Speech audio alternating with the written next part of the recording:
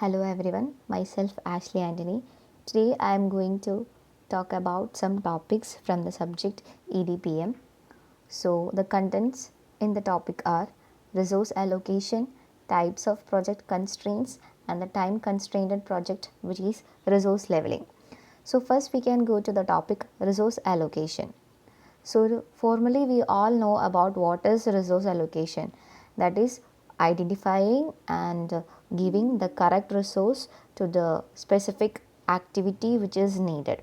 So, resource allocation can be defined as, in simple words, is a process of identifying and assigning resources for a specific period to various activities. Resource allocation is also known as resource scheduling, that is, scheduling the resources to specific activities for a fixed period of time.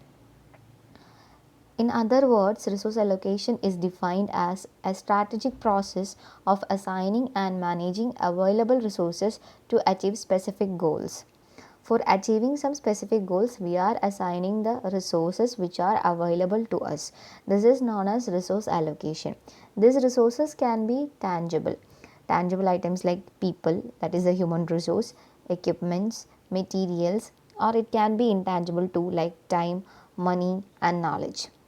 Basically, the aim of resource allocation is to use the resources efficiently and effectively to maximize their value and achieve optimal outputs. So coming to the resource allocation, this is resource allocation. So in this resource allocation, a kind of process is going on. So next we can deal with the process of resource allocation. So the first step in the process of resource allocation is to identify the resources. That is, specifically identifying or understanding the need or goal of the project, and by analyzing the goal of the project, getting the resources. That is, identifying, determining the types and amount of resources needed for the project. And the second one is prioritize task. In our project, there would be lots of tasks which is used by these resources. So the task which is of higher importance and the task which is of lower importance should be identified, and we should prioritize these tasks. Third one is evaluate resource suitability. We will be having the resources for the project, as well as will be having the people for the project, and it is up to us to identify the people and the resources and matching them with their capabilities and skills in a right manner. And the next one is assign resources. That is one of the other step, allocating the resources to the task while considering their availability, workload, and potential conflicts. If we are assigning a wrong resource to a wrong person, he can't utilize the resource to its maximum. Efficiency and effectiveness cannot be seen. So assigning resources is one of the important tasks. And the last one is monitoring and adjusting. The task resource utilization and adjustment is needed to ensure efficiency and adapt to the changing conditions. Our environment is dynamic, so there may be a lot of changes in the project when we are going through. So to these changes, our things should be adaptable. So it is an continuous process where changes is going on. So this is the process of resource allocation. Next is there are basically 4 types of resource allocation. First one is the project based resource allocation. In this, resources are allocated to the specific or specialized projects with defined goals and deadlines.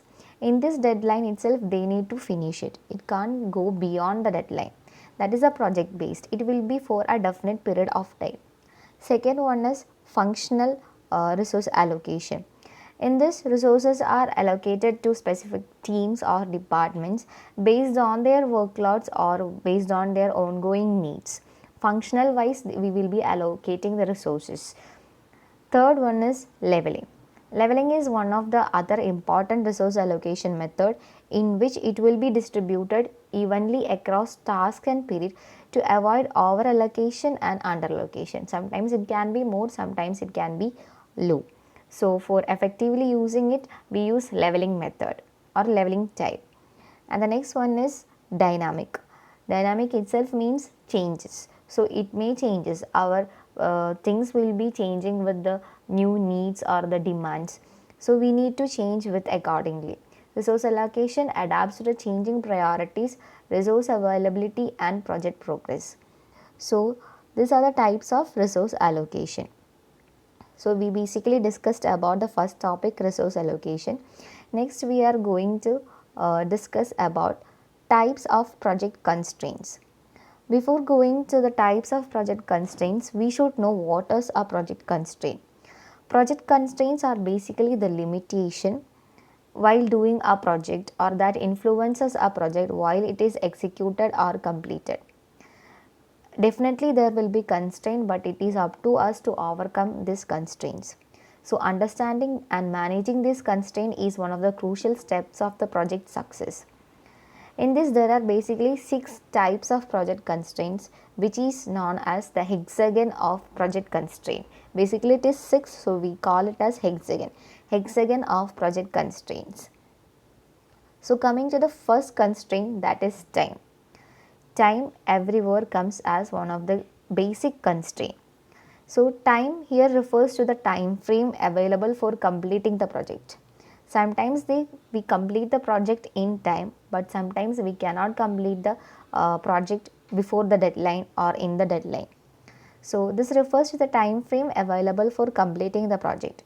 It includes deadlines, dependencies between tasks and other constraints changing. So changing in other constraints like scope or resources, it also can impact the project timeline. So this is the first constraint, time constraint. Second one is cost. Here cost refers to the budget or the price which is allocated for a project, which will be encompassed or incorporated with all kinds of expenses like personnel, material, equipment, software, etc. Project managers need to stay within the budget while delivering the desired outcomes.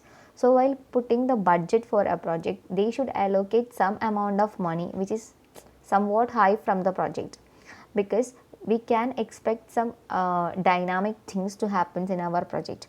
So to compensate that, we should have an extra kind of money in our budget. So it is up to the project managers to keep aside some money to overcome some kind of dynamics changes. Next one is scope. Here scopes basically defines the features, functionalities and deliverables of the project. By increasing the scope, which might require sometimes more time or more resources or more money. So it is essentially to clearly define and manage scope expectations. And the fourth project constraint is the quality. Quality basically means the standard of the thing. It refers to the standard of deliverables and project's overall performance.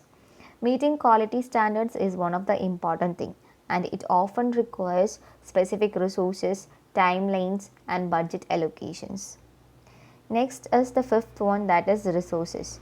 This includes people, equipment, materials, facilities and informations. Whatever we need for a project, these are called resources.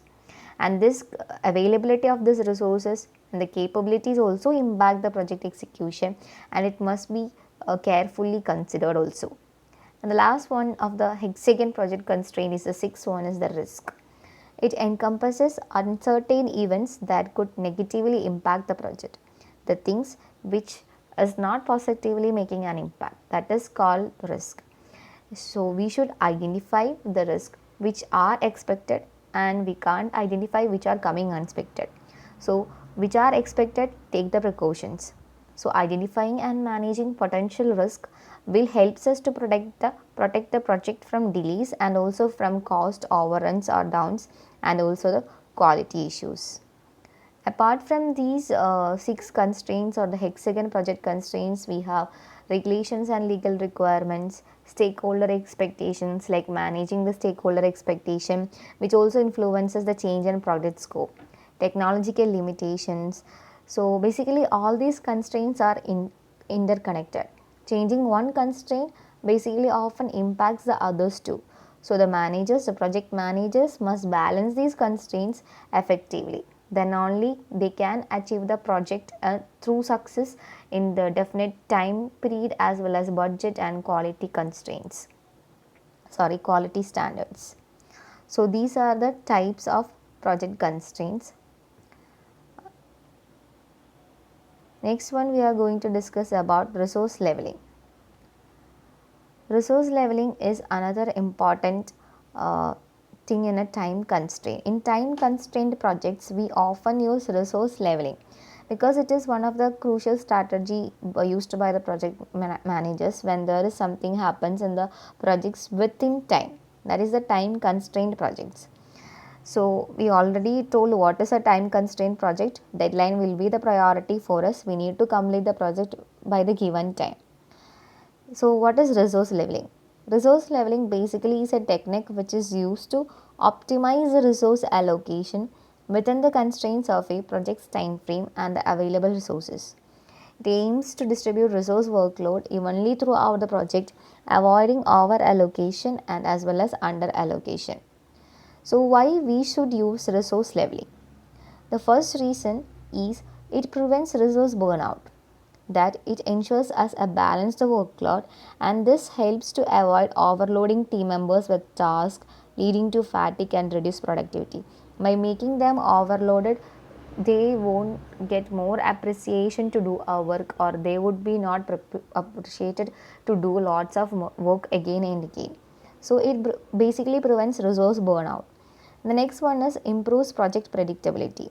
By distributing the task evenly throughout the whole people in the project, resource leveling makes the resource availability more predictable, availing for better project planning and risk management. And the next one is reduces overtime and additional cost. By avoiding over allocation, resource leveling can help minimize the need for overtime or hiring additional resources, reducing the project cost. And the last benefit of resource leveling on the slide is increased team morale. There will be a balanced workload uh, in the team, and which leads to increased team morale and engagement within the employees, which makes a positive impact on the project outcomes. So this is all about resource leveling. So thank you for listening to my video patiently. Thank you so much.